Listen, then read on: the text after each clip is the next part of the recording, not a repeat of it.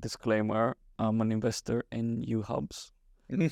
So let me not try to butcher your value proposition. Do you want to give me a quick intro for the audience of who Uhub is?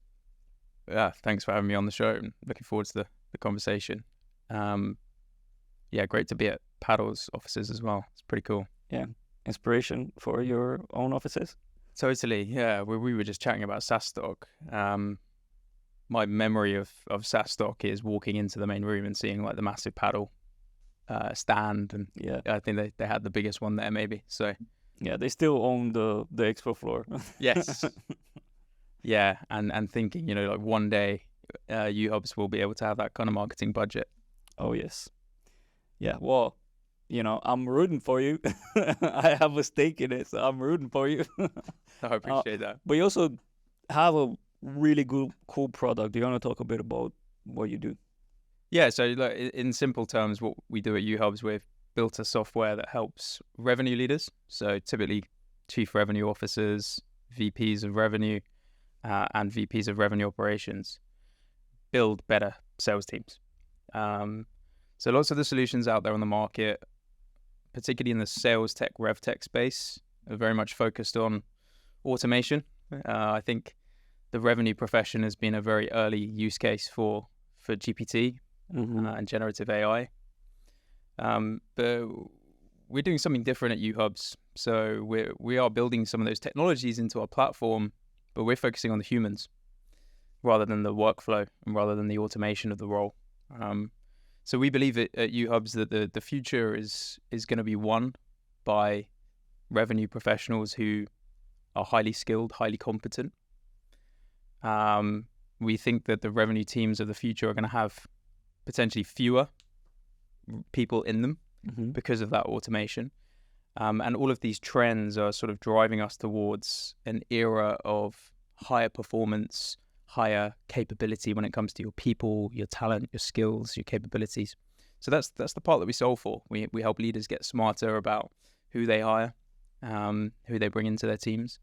We then help them automate the development of those individuals, so reduce the ramp-up time to target, and just help them build better skilled, better capable, highly competent revenue professionals. Right, so that is in the revenue sales market. Are some of the learnings that you're experiencing now building this product applicable to other teams, other hiring practices and so on? Is that kind of like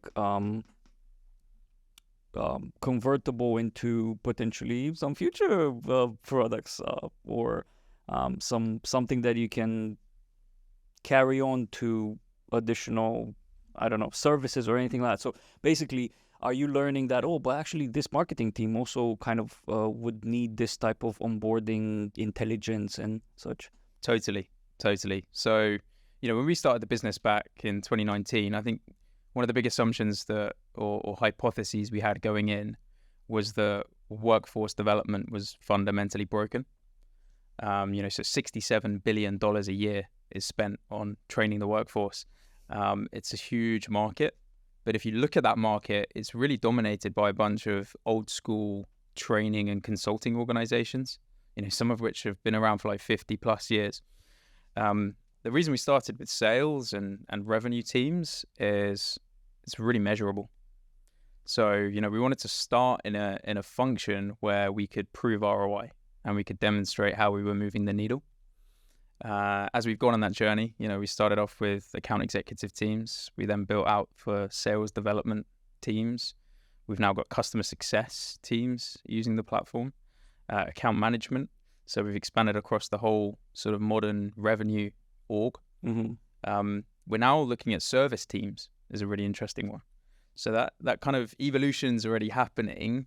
Right. And all of these learnings that we're gathering from quantifying the impact of making your people more productive, we're taking into other functions of the business. So we got a big vision here at Uhubs, and revenue is seen as the kind of first stop on the journey. And you mentioned that, up until now, the way you do onboarding and learning and kind of like crafting your skills to be able to do a job, or knowledge, let's call it knowledge, was done through these organizations and services, businesses, and so on. Are there any products out there that do something similar? Do you have competition in that space, be it more traditional software that doesn't really include AI and so, because you use AI in your tool as well? Is there anything in the product space that's a competitor? It's Or is it like a novel type of approach to onboarding? Yeah, I would kind of break it down. So there's components of our platform that are very unique and very novel in the way that we're going about them. There's other components of the platform that are fairly commoditized. So, if we think about certain aspects of, say, an onboarding process, there's lots of different HR softwares out there that can accommodate, and help you automate onboarding as a use case.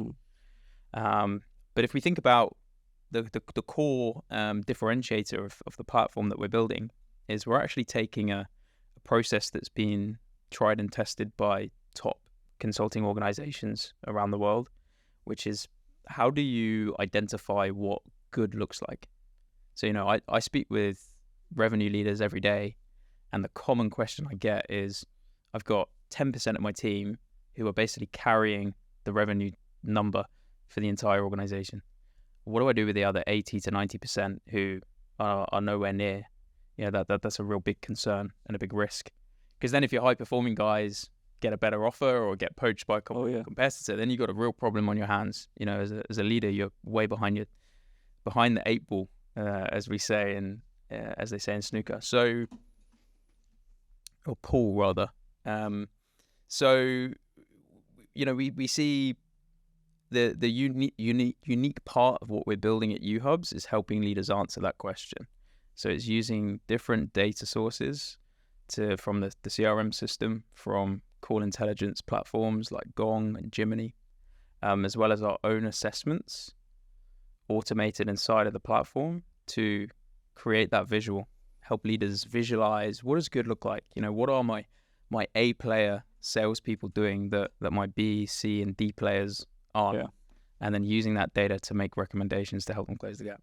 So, the way you can do that today is you can pay a bunch of really expensive consultants to come in.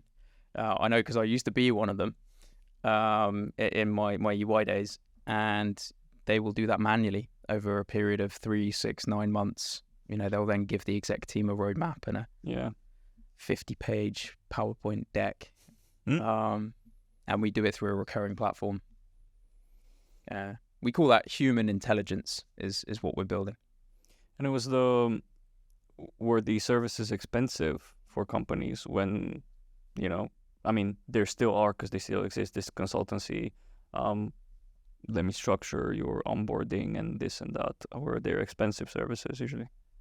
Extortionate. Yeah, you're looking for, at the bigger end of the spectrum, like minimum 6-figure pieces of work to come in and these sales transformation projects. I think that the bigger problem that we've observed is the sort of one-off nature of lots of those projects. So they'll come in, they'll tell you what your problems are. We used to call it stealing your watch and then telling you the time. Right. But then there's no reinforcement. There's no ongoing improvement once the project ends. And there's iteration with these things.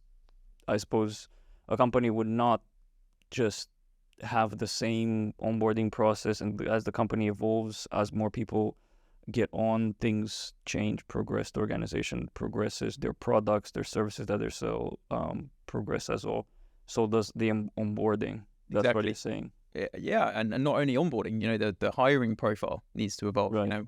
We're working with a SaaS customer at the moment, public company. They went through massive growth in the 2018 to 2022 era. I kind of think of it as. But they went product bottom up. So their product-led growth was their main route to market. So they hired, thousands of salespeople who were high volume, quite transactional, could sell low deal sizes and lots of them. They've now reached that, their kind of growth curve's capped out, and they need to break through to the enterprise. So now all of a sudden they're having to flip because they've realized that their transactional high volume salespeople aren't capable of selling big enterprise deals. Oh, yeah. So there's a big problem, big challenge they've got in hand. So what we've helped them do through our technology is understand what does that ideal rep profile need to look like, and how can they start now hiring towards that, and then, as you said, onboarding.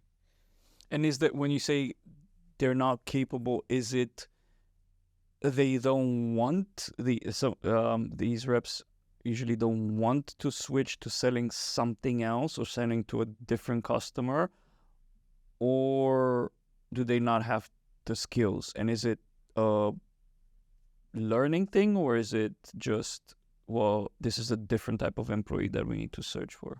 It can be a combination of both in our experience. So I think mindset is a massive challenge that we see in the market at the moment. A lot of organizations today in 2024 are realizing that inbound is much harder. So they're trying to make the switch to outbound. Now you try and get the amount of conversations I've had with chief revenue officers who are literally pulling their hair out because they've got a team of account executives who are used to being handed inbound leads on a plate. And now all of a sudden they're expected to go out to market and build their own pipeline. It's a big mindset shift and lots of companies are struggling with that at the moment. So I think part of it is a resistance. It's a mindset challenge. Part of it is, of course, is, as you say, skills as well. It's a different skill set required. You mentioned something interesting earlier, which was that leaders come to you with this challenge, which is 10% of our revenue workforce are the top that generate whatever percentage, the largest percentage of our revenue. The rest, not so much. We need to change that. I mean, that's common probably for you when you have these leads coming in and talking to you about a solution and so on. But traditionally in sales, that wasn't that big of a problem. Because you would, if you wouldn't have a, let's say, mindful and focused towards optimization type of leader, they would just continue to throw money at that 10%. Yep. Well, you're getting all the bonuses. Oh, if you guys want the big fat bonuses, you better be more effective, sell harder, do this harder, and so on. And it has been, usually sales is notorious as an industry for just splurging the super talented and effective salespeople with money, and the rest are struggling. That's right.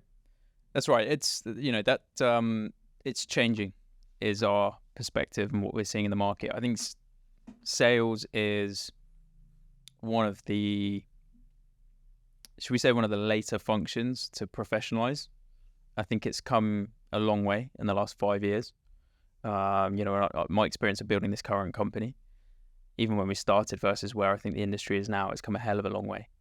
Yeah, and obviously the pandemic accelerated so many of these trends. You think about the impact it had on virtual selling and the days of that kind of used car salesperson. Yeah, like you say, that I think that from a leadership perspective, that mindset of we're just going to have a revolving door of mid to low performers, and we're just going to keep hiring and firing, and we're just going to double down and make sure that our high performers are bringing in the bacon. I think those days are behind us. We still see leaders in the market like that, in the industry who are still following that old playbook. But as an executive, like, that is nuts. You think about that. Like, you're investing in, let's say 10. Let's beef the numbers up a little bit. Let's say you got 50 quota carriers in your revenue team, and let's say maybe only 10 of those tops are really at the level that you need them. But it's okay because you got one or two who are doing maybe 150, 200% plus of their target. They're literally carrying the other 40. Yeah. They're carrying them on their back. And you think about the cost implications of hiring for these low performers and firing. So you got the whole HR costs of, the fully loaded cost of a bad sales hire is about 300,000 a year. It's a massive cost to the business. And then also from a risk perspective, we talked about attrition. All it takes, if you've only got 10 out of those 50 that are performing, well, 2 or 3 of those start to leave, and all of a sudden you've got a massive hole in your revenue forecast that you've got to figure out how to plug. It's a very inefficient way of building a go-to-market revenue function. I think in today's world with 2024 and 2023, we obviously saw the shift, focus on capital efficiency, unit economics. I think there's a lot of exec teams now who are looking at their teams and thinking we can't continue like this. We have to raise that performance bar. That's good. I think that's a good shift. Although, it looks at performance and so on, a lot of people are quite sensitive when it comes to anything that's around performance and improving, because it's all, people are getting judged and all of these things. But I think ultimately employees and the workforce that is underperforming it's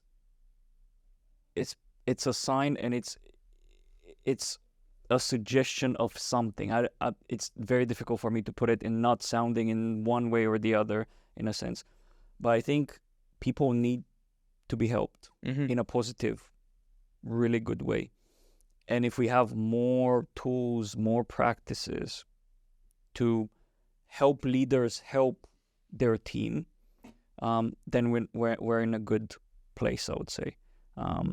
Yeah, absolutely. I mean, just to share a quick anecdote on that point, I sat down with a chief revenue officer of a 35 million ARR company. They're trying to make that leap from 30 to 100 million ARR. And he's got this performance problem. 85% of his quota carriers aren't where they need to be. They're underperforming. And we were talking about some of the reasons why. And, like you say, the underperformers, it's not always their fault. Yeah, it can very well be, and most of the time is the lack of support systems to get them there. Be it tooling, be it coaching, be it a lot of things, yeah. Having a sales manager who actually is competent in the role and can manage and develop and improve the individuals in their team. Most sales managers are only incentivized on the team target. So if that's the only thing that they're incentivized on, they're just going to continue to uplift that 10% in their team. Yeah, no, that makes a lot of sense. How did you get into this? I'm curious. So you said something about EY. You used to work at EY. Tell me a bit about your coming of age, in a sense, and becoming the founder and of Uhubs and co-founder, right? Because you have a co-founder, and taking upon yourself this massive mission of improving revenue team's performance. So where did your story start? It's a good question. I'll try not to try to keep it brief as best I can. I think a lot of it stems back to my early experience with work. I started working at the age of 13. So the first job that I had was 13 caddying for wealthy members of a golf club in Sunningdale, in Surrey, called Sunningdale. So I would rock up there school holidays. I'd be there every day. And I'd get £30 for carrying a member's golf clubs for 18 holes. That was like their junior rate. And if there weren't any jobs going on the course, we'd walk the members' dogs, and they would give us £5 was the going rate for a dog walk. Did you learn how to play golf while doing that? Did you like it? Yeah, I did actually. Yeah, I was golf obsessed at one point, so it really aligned nicely to what I cared about in my teenage years. I spent a lot of time on the golf course, but that was, I guess, a knock-on impact of that was it was almost like an early business education, because I was spending 5 hours, 4 to 5 hours with these guys in the course at a young age, most of whom were successful business people. And what did they tend to talk about in the course? Business. Business, yeah. So, I was caddying for CEOs of multi-million pound companies, and I was hearing them talk about negotiations and business deals. And I no doubt learned more about how to, business doing that at the age of 13 than all of my education and school and the rest of it. So that must have been fascinating and interesting to you to hear those conversations, because there's probably a lot of caddy teens that would just zone out completely to any discussions and carry on doing their job and so on. But you picking up all of those conversations, you must have been fascinated by what they were talking about. Yeah, I've always been super curious as a kid. Would always just ask ridiculous amount of questions, like drive my parents crazy, asking questions. And I think it just came from a family of entrepreneurs. So parents are originally from South Africa. Okay. So both my parents grew up in like apartheid South Africa. They left in the 80s, emigrated to the UK to escape what was a pretty uncertain political situation there at the time. But, you look at my dad had his own business growing up. His father ran his own property company for 25, 30 years, whatever, in South Africa. So I've always sort of grown up around entrepreneurs as well, and sort of felt like it was always a calling. It's only actually... I know that feeling, yeah. Yeah. I can't swear on the podcast, but... No, you can. I was a shit employee. Like really, really bad. So, even when I did odd jobs, like working behind bars and waiting tables and stuff, I was horrendous. And I hated being there and just, being told what to do. I had a tough time with. And then even when I was at EY, I, built I lasted a few months or whatever, but then came up with an idea within EY to build out their startup program. Okay. So I ended up, kind of carving out a sort of role of my own. Kind of like an entrepreneur inside the organization, taking on this initiative and running with it. Exactly. And I ended up going out to some of the partners at EY and saying, I've got this idea, will you sort of back it and support it? And there's a partner at the firm who's no longer there, but I'm sure he won't mind me name dropping him, Mark Hutchinson. He's a great guy. He was leading the technology business at the time, and he was one of the early supporters of that. And he's also now an investor in Uhubs. Oh, okay. So I always remember we did an investor call, which we'll get you in on the next one. And better. They're good fun because there's an interesting group of investors now that we've got. But we asked all the investors to do an introduction to themselves. And Mark introduced himself, and he said, I've known Matt for some time. We used to work together at EY. He said, but Matt never worked for EY. He's always done his own thing. So I think a lot of it, a recent realization I've had is that a lot of it I think comes back down to like autonomy, and really being ambitious to be in control of my own destiny and build my own thing, rather than have to play by other people's rules. And it was it small jobs while you're growing up, and then into EY, and then you started your entrepreneurship journey after EY? I probably have had maybe 20 side projects, if not more, always tinkering and trying stuff, everything from complete disasters, like I tried to launch this like Valentine's themed ball when we were at school. Okay. So we had like a ticketing. Funnily enough, it's a really small world, but I was working on that project, selling tickets for the guy who is now CEO of a really big business. Okay. He was like a few years older than me. He was going to Reading University at the time. And he was originally from Leeds. And I remember he'd pick me up from school in his car, and I'd have cash and tickets. And it was my first sales job. And he would, he'd basically say, okay, how much you got for me? How many tickets have you sold?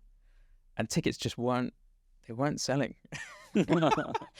So I remember having all of these like bad drop-offs, you drop me home at my mum's house, and I'd have to basically, make all these excuses about just haven't been able to sell as many tickets as I thought. And so kind of sounds a little bit like a drug. I was just about to think about. I promise it was. About this. It was tickets. It wasn't tickets.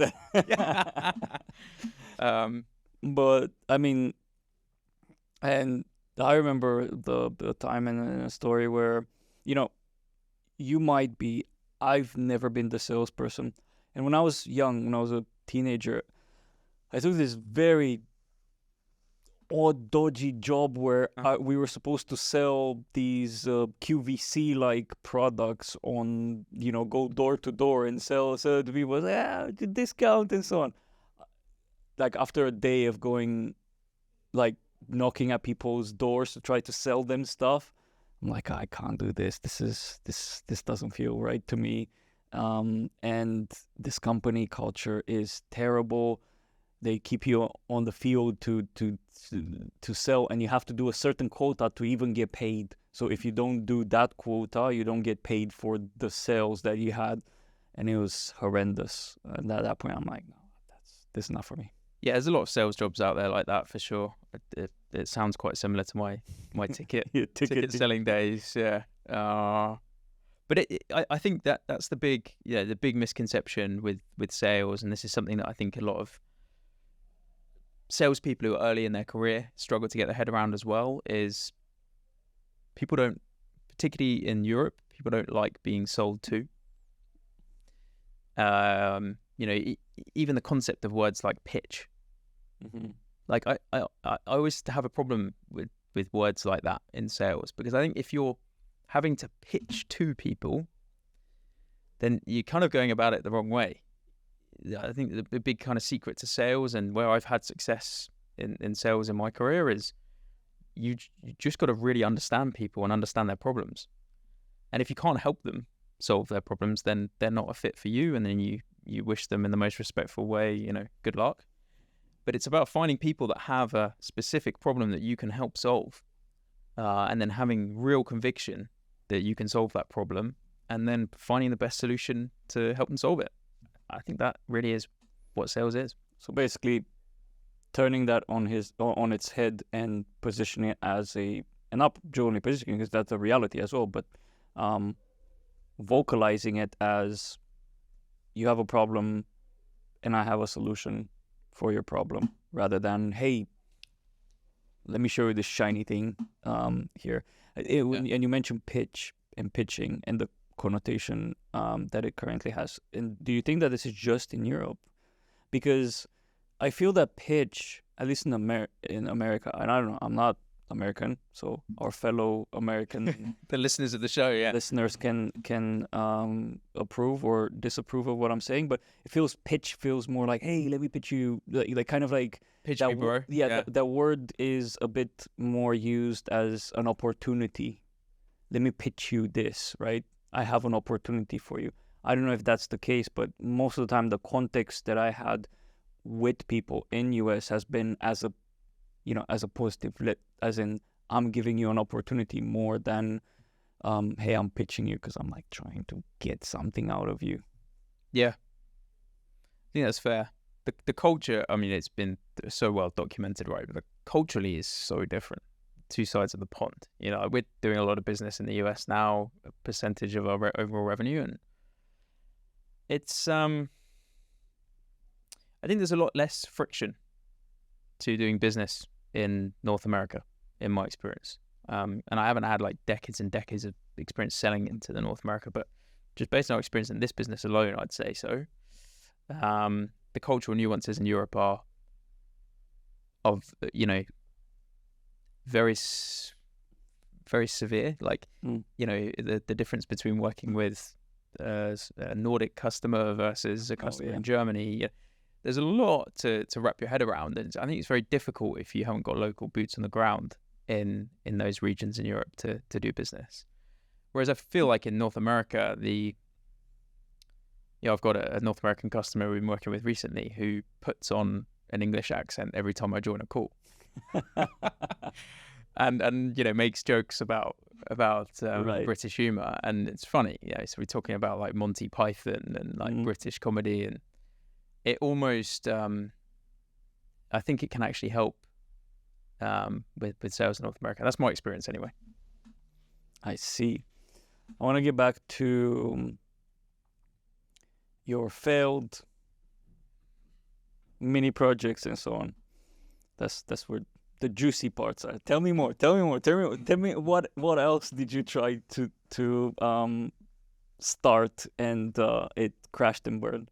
Oh, we've done all sorts. I did CDs was a big one. CDs. So the sort of era of LimeWire. I don't know if you remember the music streaming days. It was like Napster. But LimeWire was the one I used, and then we would like burn CDs. So I go to Woolworths, buy the blank CD covers, and then I'd go to Google Images and download the album art. Of course. My mum's printer, The CD business was a very low margin business. Definitely. You have to sell a lot of CDs to make it worthwhile. We had, when I was at university, I did quite a lot on e-commerce. So flipping, buying and selling. What were you flipping? A lot of golf equipment. So golf balls were a good Figures. one. Yeah. You already knew that market. Yep. So storing stock was always a problem. I also remember umbrellas was a random one, but I lived with a guy who became the campus ambassador for one of the big enterprise organizations you probably shouldn't name. And he got hold of like 1,000 umbrellas, and he was obviously supposed to hand them out around. And he was selling campus. Yeah, and I got hold of them, and then I remember I had a girlfriend at the time, and I managed to convince her that it was a good idea. We were steam ironing off the branding from the umbrellas. So like put a tea towel down, steaming off the branding, another one, wrap it back up, put it in. No wonder none of these stuck, because they're all either illegal or wrong. Lessons. Yeah, maybe another way of putting but it. this is really good hustle to start getting yourself into business and learning certain traits and getting certain skills around running your business and figuring out ways of making things happen, right? Yeah, totally. When I go back to South Africa, because that's where mum and dad are originally from, there's quite a few mentors that I've got out there who sort of grew up around. One of them is a really interesting guy called Len Tunison, who's now well into his 90s, and he's been very ill recently. Len is an absolute legend. So I digress a little bit here, but he's the 7th son of a 7th son. 7th son of a 7th son. Yeah. That what are the odds of that? And supposedly there's something in the Bible about the 7th son of a 7th son being blessed. So It might be something to do 777. There's another 7, and we might have the end of the world, something like that. Maybe, yeah. Just tell him not to have more than 6 kids. But Len he's one of these very unique characters he's lived his whole life believing he was blessed. And he's run a number of really successful businesses, and he's got amazing stories and stuff. But yeah, I remember just talking to him about lots of the lessons that you learn along the way, and like these stupid examples that I've given of trying to build entrepreneurial stuff. But one of the lessons that I remember from Len is he taught me a word called chutzpah, which is like a Yiddish term, which basically means like cheeky. Like, and he basically would always say to me, like, you got to remember, like when you run your own businesses one day, you got to remember, you got to have a bit of chutzpah. So you got to be a bit cheeky, You've got to ask for business. You've got to. I think that's quite an important lesson that he taught me. And is that what got you into? You've done sales, right? So you since the age of 13. Yeah. So that sounds like something that kind of stuck with you and got you into this sales type of mentality and approach. right? Have a bit of cheek, because you have to if you're gonna go out there and start cold calling and chatting up people, and selling a variety of things. You have to have a bit of cheek, right? To be courageous and step forward, and Yeah, totally. You know, in the early days of Uhubs, my co-founder Ash and I, because it was just the two of us, we didn't have an office, so we'd go to the Ned in Bank, the members club, and they've got the downstairs bits open to the public, and we would go to the Ned and do cold calling blitz together in the Ned. Probably the most expensive cup of tea you could order in London. But wait, would they have booths or something like that, or where would you? We'd sit up either on the round tables in the corner. There's like a little cafe bit, or they've got these like marble high tables that are like restaurants in the evenings, but in the day they're like empty. So the two of us would sort of sit up there with our laptops and we would be cold calling. So it must have been very smooth and quiet salespeople, not very loud. It's like, imagine being super loud, like, hey. Well, I remember so we'd have competitions. So my co-founder and I are very competitive. So we'd have, just set a challenge, two of us, who can book the most meetings, who can make the most calls. And we'd literally have a tally. So a dial is a mark and a meeting's a mark. Yeah. And we were obviously drawing a lot of attention because a guy walked over to me after I booked a meeting and gave me his business card. And I forget what, he was a big finance guy, but like a VP of one of these big banks or whatever. And he said, I haven't heard cold calling like that in years. He said, take my card. So those were good times. Scrappy times. Cool. So you kind of like told your own story and sung your own tune, but who won? Yeah. Was it you or Ash? Yeah, that's there was more than one occasion. So if Ash was in the room, we'd say, I won one, then Ash won. But there was only one winner. Okay, I'll make sure that I'll clip this and send it to Ash. Yeah. Put a bit of beef between you. Maybe it just starts the flame again, and you start doing a little competition about selling Uhubs. Pipeline will go like that. Yeah. Yeah. So you talked about early days and starting. How did you get to this? Like, how did you decide you want to start Uhubs? So the journey at EY was really, really interesting because came up with that idea, went to Mark, got a bunch of money to do my own thing, and then basically worked with some of the partners in the business to hide from what they call resourcing. So in the consulting world, if you've ever worked you've pretty much always done startups, right? Yes, but I also worked for a company that I was in the product team, but they had a consultancy services business. Then they were working with financial institutions and so on. So I kind of got a bit of the hints of how things work. Cool. So it's in the consulting or agency game, it's all about chargeability and how much time you bill the customer. So pack more features and more offers on top. Yeah, and just stay chargeable as much as you can is really like the objective. Break things and have yourself fix them. Yeah. The problem I had was that I was building this startup program internally, but I wasn't chargeable, so I wasn't billing my time to clients, and that became a real problem for my role and my future prospects. So we built this thing. We'd sort of built like a part-time team around it, and I'd gone out and started building all these relationships with startup founders.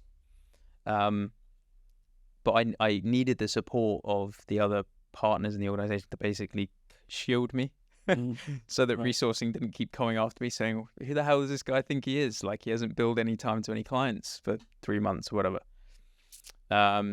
So, in the end, I ended up seconding to a business that EY just acquired, which was a design and a venture studio and service design agency called Seren. Okay. So that was an interesting transition because then I was sort of moving over there and ended up in a pretty unique role, sort of building out the startup program, but then also working in a sales role, reporting into the CEO.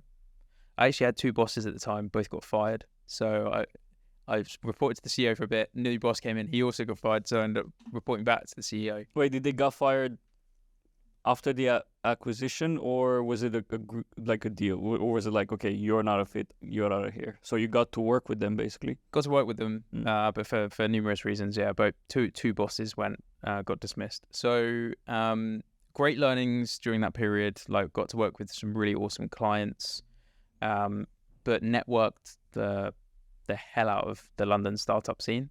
So I was going to like 3 to 4 networking events a week. I was also living at home at the time to save money. So I was living with my mum, and I was commuting back and forth. So those were like crazy long days, because I was going to networking events till like 10 or however, when the beers and the pizza come out. 2 to 3 times a week. And this is kind of like a mini going out as well, because you have a couple of beers, eat pizza, whatever. It's like a evening out. 2 or 3 times a week. I must have taken off so many years of my life. Like, the diet, nutrition, lack of sleep was like horrendous at that time. Yeah. But long story short, I got to build an awesome network. So I met incredible founders who are still very good friends of mine today, some of them. And then I also got to work commercially with these companies. So, the value proposition was, we can provide value add services to you. So if it's like R&D tax credit grants, or we had a investment banking division at Uhubs. So if you wanted to look at selling your company, EY could help. So we put together like a menu of services, and then I was going out networking with founders and bringing them into the EY ecosystem, and then helping plug them into EY customers as well, so helping them grow their revenue.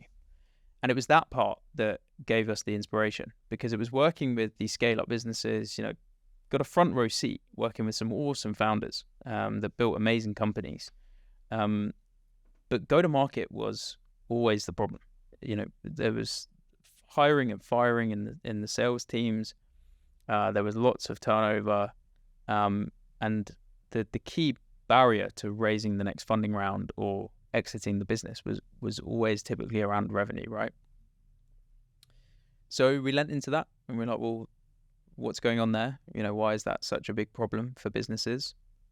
And then the enterprises I was working with on the other side also had this shift that was emerging, which is like, people want more out of a career than just a paycheck. Mm-hmm. They want to feel like they're growing. They want to feel like they're developing. They want to realize their potential. So it was these two, scale-up businesses struggling with go-to-market, enterprises struggling with workforce development. I was like, there's something here. There must be a better way, a new, a unique way. And then that was really like the start point. And then I met Ash during that period of building the startup network, and we met in a toilet at a VC event. Nice. Classic, yeah. Got chatting, like washing our hands, got chatting, ended up walking to Old Street Station, and we bumped into each other three more times. And I'm a believer that if something happens 3 times, you got to act. Bumped it, but were you working kind of in the same area? But anyways, how big London is, and it's quite. I thought when I random. Yeah, I thought when I parked here, that I saw someone that I knew, that I used to work with. I'm like, surely not. I don't even think they're in this city anymore. They might have well been. I could have just get out of the car and kind of like called their name and potentially, but because I was like so shocked that I was seeing that person there, I'm like, nah, that's not them. So yeah, it happens rarely. Yeah. And it was in pretty quick succession as well. And he and maybe he was stalking you. Could have been. Yeah, he really knew what he wanted. Maybe this entire partnership is premeditated by him. Yeah. It's all part of a grand plan. Now you got me thinking. How did you? Well, let's segue from that. They never said that. How? So you knew that there was this miss, right? There's something that was missing. And did you meet Ash where you're at that point, or did you already figure out what you wanted to do and brought Ash, like sold the idea to Ash and you guys started, or did you both kind of discover, no, well, okay, so you have this feeling about you know we need to hit this segment of the market and then figure it out. How did that work? Yeah, so Ash and I were talking about the problem, and I was like, "There's a real opportunity here. You know, it's big. This, you know, huge industry, massive TAM, and there's no products. You know, I was like, there's no leading product brands in this space. You know, it's all just this kind of like nice to have, one-off training and consulting. And I said, in the scale-ups, we've got massive networks there between you and I, because you know Ash's background's first marketing director at Just Eat, and he's done 5 startups now, and he's got a big network as well. So we're like, that would be a great market to go after because we know they've got a pain point and go to market, and it's a skills and competence problem. What if we could build, you know, a bit more of a productized thing that's more scalable? And Ash had an idea, so he pitched me the idea. We met in a co-working space in North London. I still remember it, and he pitched me this idea for upskill hubs. Which is where the name Uhubs comes from. Mm-hmm. Yeah. So he pitched me the idea, and he said, "I've got this idea. I think the way that we could solve this," and this was 2019, so like just before the pandemic. He said, "We've got massive networks of amazing experts in sales, marketing, go-to-market." He said, "What if we created a micro campus idea, which is, you know, membership, you book through a platform, and we'll bring together teams from different businesses into a micro campus, basically a WeWork. Right. And then we'll beam the experts from our network from anywhere around the world onto the screen. And then we'll do collaborative learning on different topics to plug the skills gaps." That was the first idea for Uhubs. Pretty different to very different where we are today, right? But he pitched me that idea, and I was like, don't know if it's going to work, but it's an interesting idea. And then he had a team slide, was his only other slide. Okay. It had him as co-founder, and then he'd put my face in it. And what they put? So him co-founder and me co-founder, and he was like, "I think you're the right person to help me build this business." He was like, "What do you think of the idea?" I was like, "I'm not sure on the idea. There's something here. Let me think on it." And then I went to visit my sister in Indonesia for 3 weeks. I just did loads of reading and loads of reflecting, and I was like, there's something here. We've got to go to market, though. We've got to test it. So then we, you know, signed the co-founder agreement and started cold calling in the net. So how did that wild idea of putting this kind of like shared microspace together convert into what you're doing now? I think we might need another episode, Biro. But did you many crazy stories. Did you prototype stuff with the previous idea, and maybe tell me at one point you were like, nah, pivot work. Yeah. So this was late 2019. I'd done a bit of hustling. I had a contact at WeWork. I said, okay, for this micro campus idea to work, we've got to test it in a really lean way.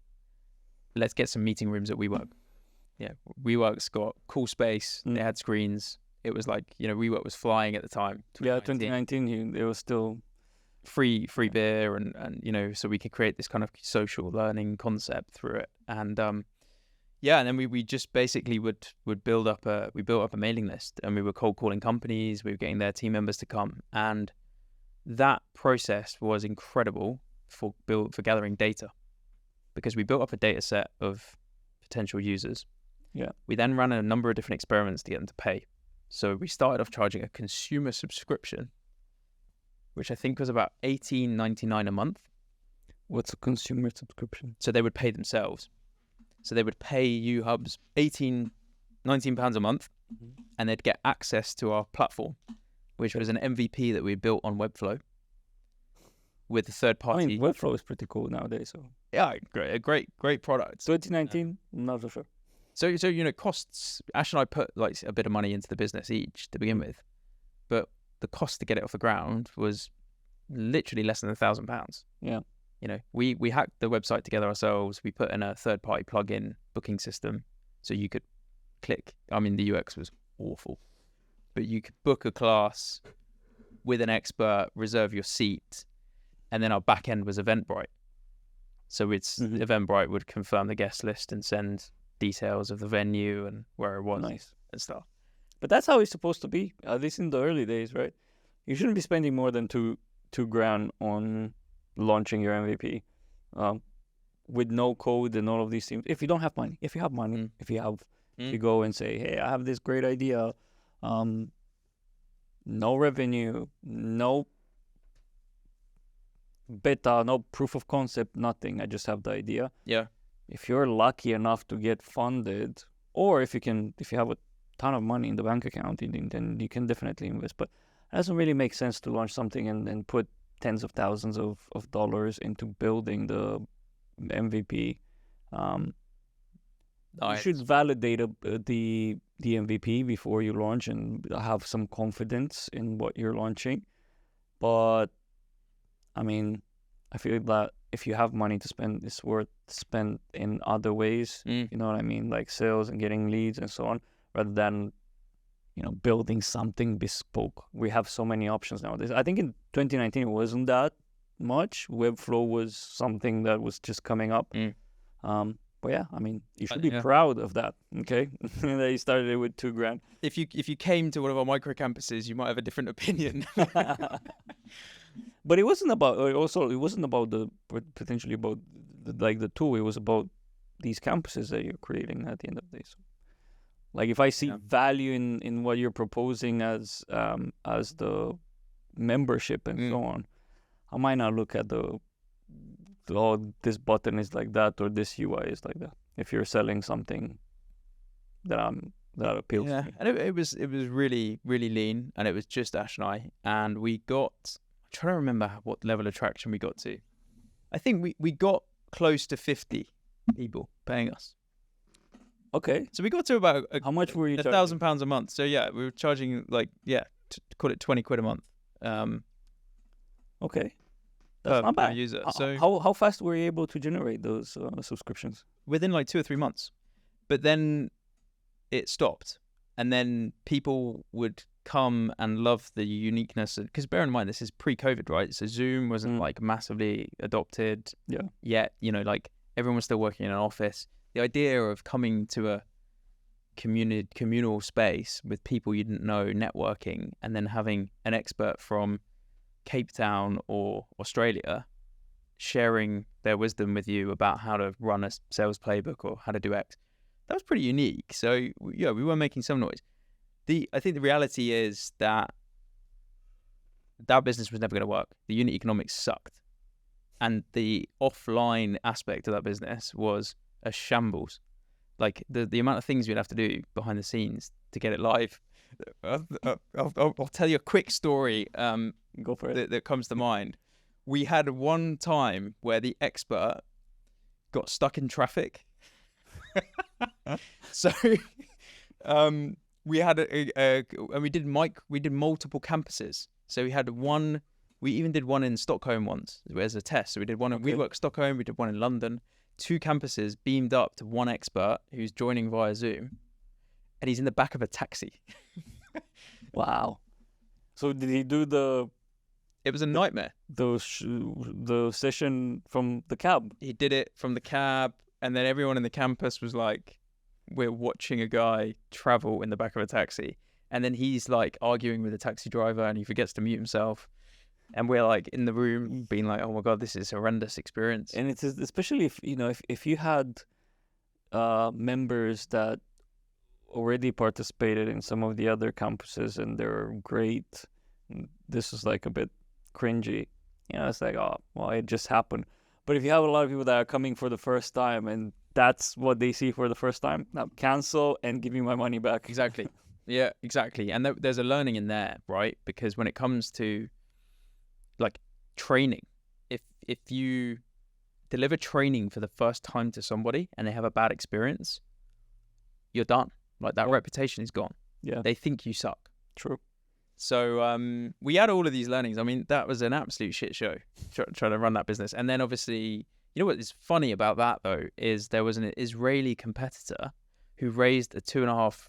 I can't even remember maybe it was more.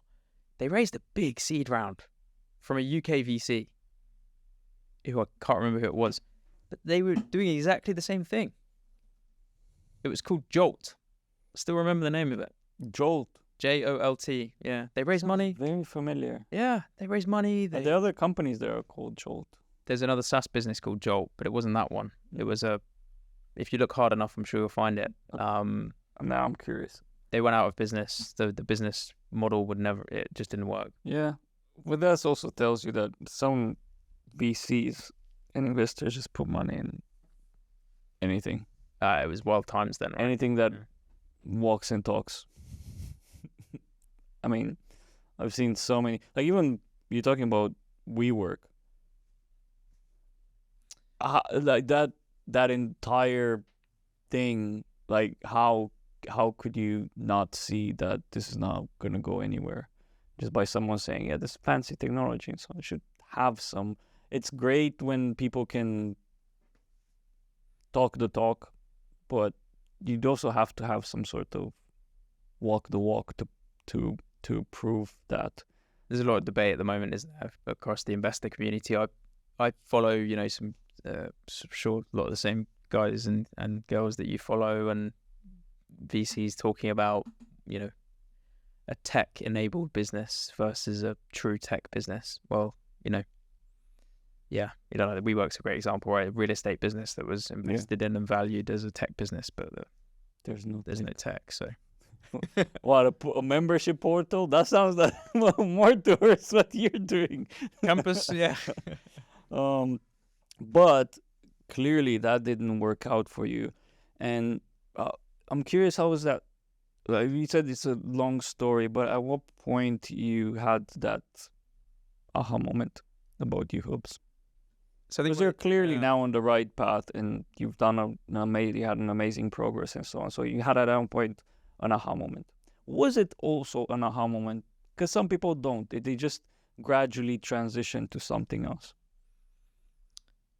Yeah, I think the sexy answer would be there was one light bulb moment that changed everything. But the reality is not that. Startups are ugly. Yeah. And I think anyone that tells you otherwise is lying. They're scrappy. They're not pretty. It's just constant pushing the boulder up the hill and iterating as fast as you can. And we iterate pretty quickly away from that campus model. And the pandemic obviously put a final end to that. But the big switch for us was the move from, we did that B2C thing.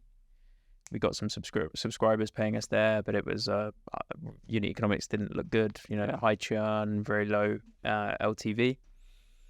And then one of the companies reached out to us, and they said, "Hey, Uhubs, I've got training budget for my sales team.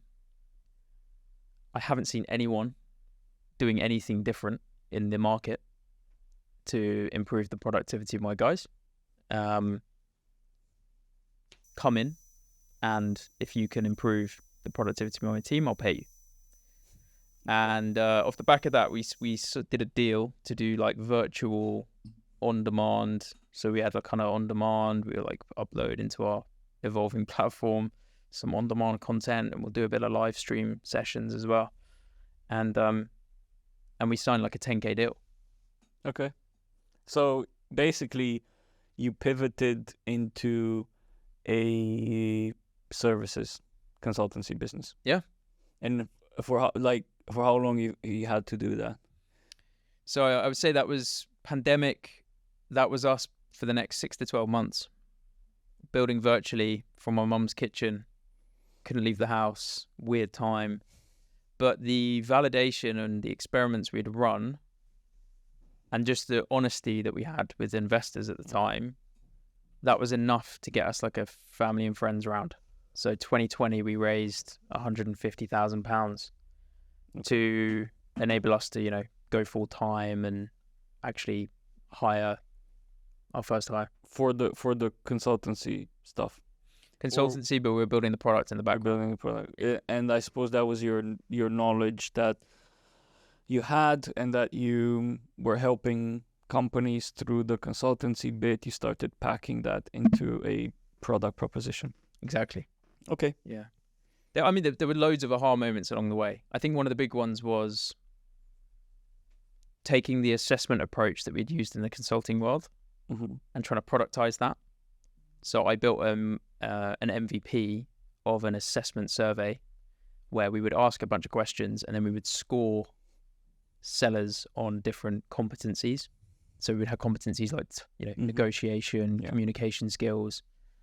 And we would get the manager to score them and we get the rep to score themselves. And then we'd analyze the difference between the two data points. And then the third thing is we'd ask them for their latest performance data manually because we didn't have an integration with CRM. And I built that on Excel as the MVP. And then we piloted it with a SaaS business who eventually became a customer, and playing back the data in a visual way, showing them what good looked like and where their high performers were strong and where their weak performers weren't. The customer turned around and said, if you build that, I'll pay for it. And I was like, something here. It's a product here. And that's then when we hired our first developer, and Brody, who's now our product leader. And we were really off to the races on the product side. That's a very I would say I've heard that quite often, common story. I'm not saying that you're not special. Not saying that. But it's a very effective way to get into product. Consult, provide services, knowledge services, work for a bunch of companies, solve problems for them. You'll start seeing patterns. You can start asking your customers, would you pay for this product? If they're like, that's a lifesaver, you have something of value there. So totally, kudos to you that you were able to have that aha moment and see that, because there are also consultancies and services teams that just carry on implementing every single bespoke stuff, and every single project looks completely different. And never, though they don't have that sense of seeing patterns and putting something together that helps you, even if it's internal, and it just helps you not have to do all the groundwork all the time, but actually helps you get rid of some of those repetitive things that you put together. That's a great attitude to have, I would say. Yeah, I think that's fair. And providing services is just a great way, as you say, to validate. What are people willing to pay for? We found as well that there's a ton of education we feel that needs to happen in the space. You've got organizations spending hundreds of thousands on training, but it's like how can you even think about training before you actually know what the problems are? Where are the gaps? What are they training for? It's like, you're not performing, so let me put you on a course. Maybe that'll help. That feels like shooting in the dark. Everyone feels good about themselves for the day, and then they go back to their day jobs, and how much of it do they actually put into practice? Like 87% of what a salesperson learns in formal training, they forget in the first 30 days. It's really bad ROI on that spend. I'm sure you've had a lot of tough pills to swallow in your journey. Sounds like since you were 12, as an entrepreneur, as a hustler and so on.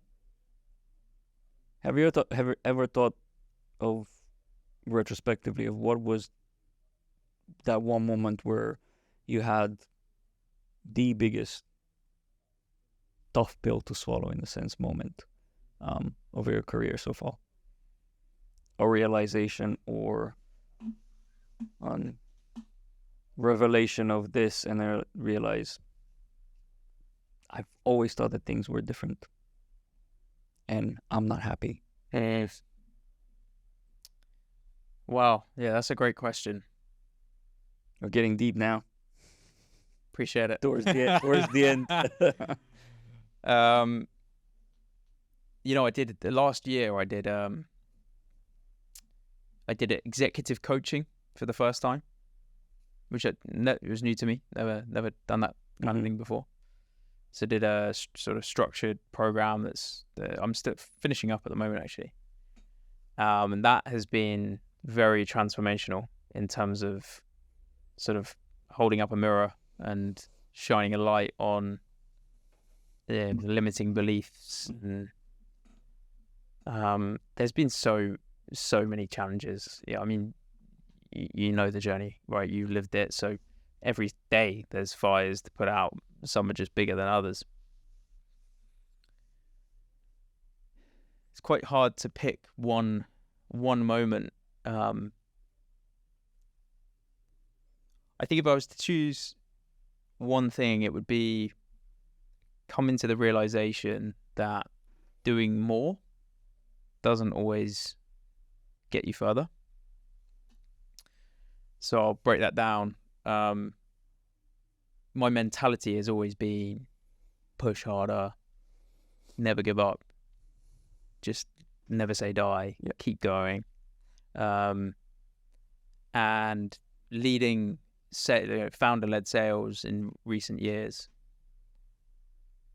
the way that I've programmed myself to think about growth is that the more customer calls I'm having, the more we're growing. If I'm having, I had second week of this year, I slipped. I went back into the bad limiting belief. I had 32 customer calls in a week. So, sometimes doing between 5 to 10 demos a day. That's intense. And what it does is I learned last year and the year before, you can sustain that for only so long. And what actually happens is on a micro level, your energy, you sleep, you go to the gym, you eat good breakfast and you feel good again. And then your energy just gradually, there's only so much energy you can bring to those calls, right? So the quality of the last call was nowhere near the quality of the first call. Of course. Because the batteries were just like dead. And it was the first time last year, one of my team members said to me, take a holiday. And I went home and it was like an aha moment. And it was like, shit, do I look that tired? But in an early stage company, you're working so closely. It's like your team know. Yeah. They know when you've had a drop off. Oh, yeah. And when the energy levels aren't what they were. Yeah. So for one of my junior team members to say, take a holiday. Shit, I do. Yeah. So I've been on this journey the last 9 months or so of trying to improve as a founder, to recognize that doing more doesn't always result in achieving more, growing more. Yeah. And it's a work in progress. It's very hard because it's also, when you say we have this tendency, especially founders, to think like that, to think volumes is what you need to succeed.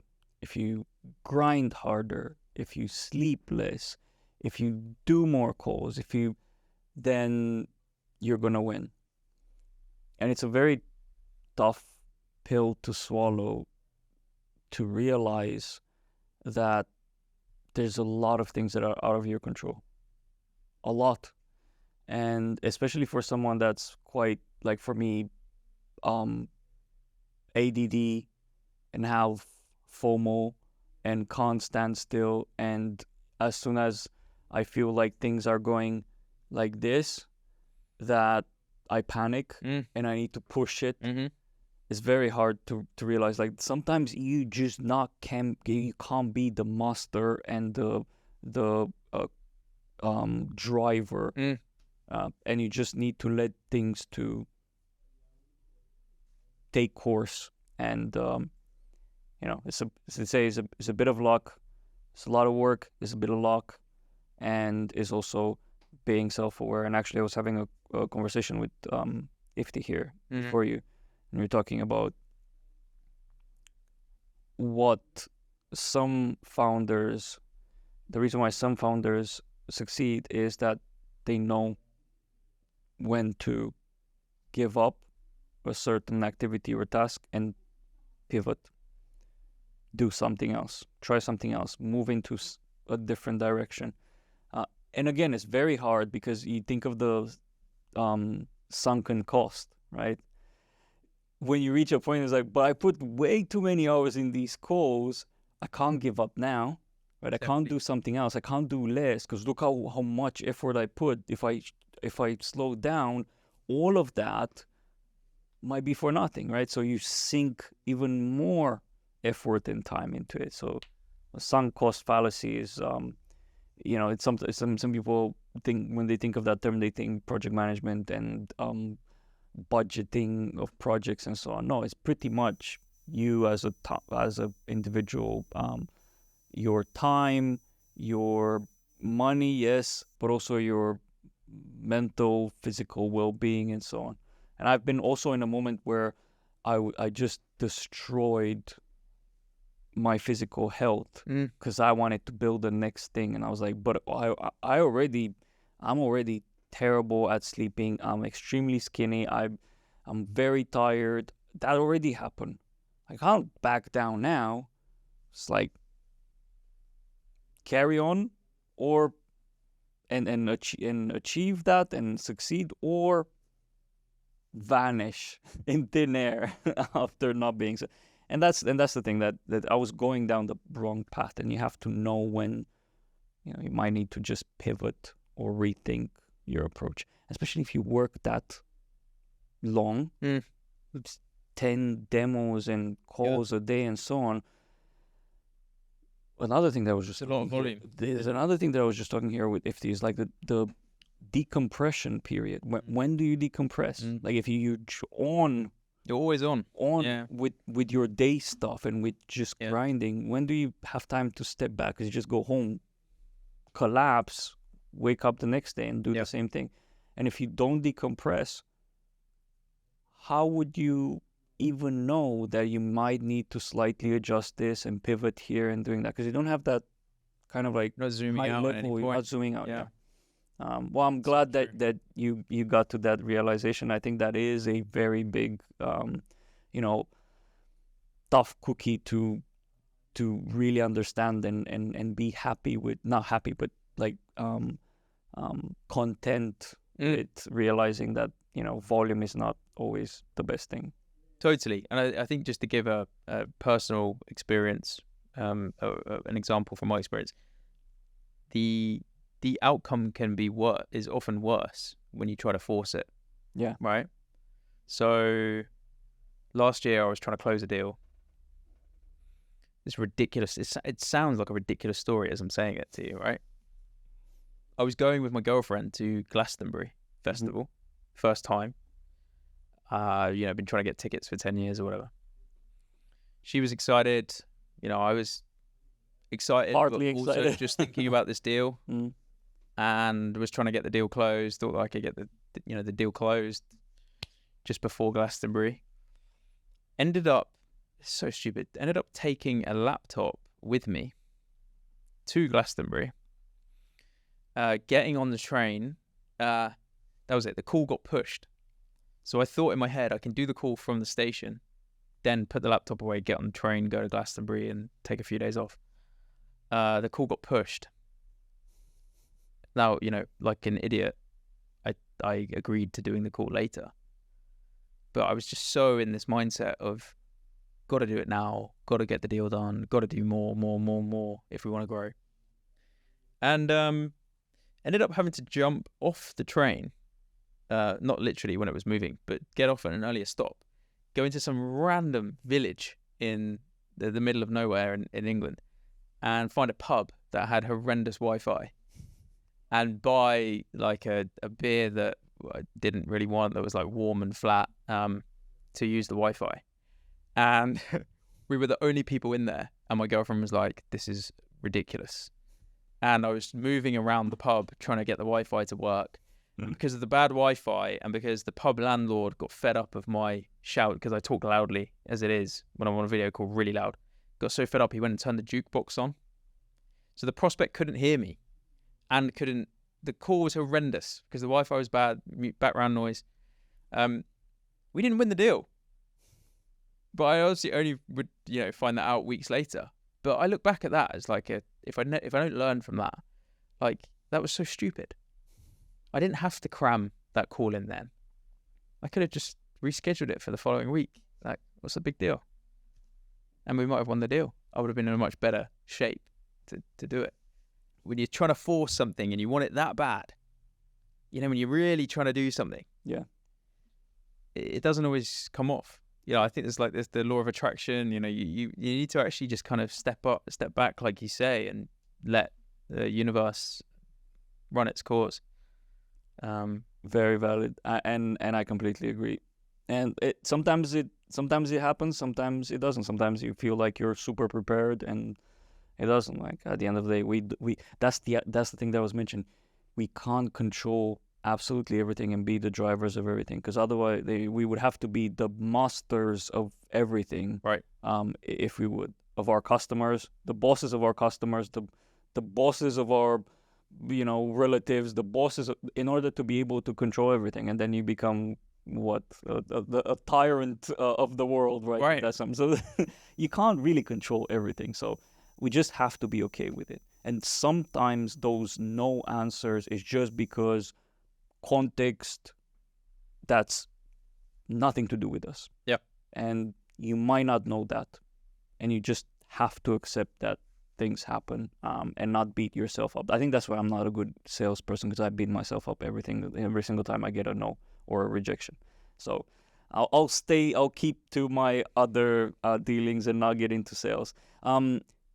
Quick, I know we're running out of time. Quick flash 3 questions before we go. Yes. And you can answer me quickly, whatever comes first into your head. So, okay. Number 1 quote that you live by. I gave the chutzpah one earlier. I think that's quite a good one. There is another one though by another mentor in my life, a guy called Peter Frame, who's no longer with us. He was also a great businessman, and met him briefly before he passed. He had a phrase which was, "We'll make a plan." And he lived his whole life with this concept of, "Don't worry, we'll make a plan." I just think that's like a really great philosophy for life. Yeah, it is. Book that you really enjoyed. So many good ones. There's a book by Mark Cuban, the US entrepreneur. Yeah. Cool. It's a small book, really easy to read, called Winning at the Sport of Business. Winning at the Sport of Business. Game changer. Changed my life. I haven't read it. I'll give it a read, especially if it's short. My attention span is very short. Too. And third, a good habit that you advocate for. If you say you're going to do something, do it. Or at least make your best efforts to make sure it happens. Yeah. So if you say you're going to send the email tomorrow, send it. If you say you commit something to your team, your investors, your partner, your mum, just do it. Just do what you say you're gonna do. And if that doesn't work, just promise yourself that you will reward yourself with a box of Krispy Kreme after you've done it. That works good for me. There you go. Awesome. Thank you so much. This is a lovely conversation. We had a shorter time, but I'm sure we're quite close in this journey. I'm following you, and we'll have you back here. We also need to have Ash on the show. Yeah, we'll get them down. And we'll get you some merchandise sorted out as well. Thank you. Cheers, Barry.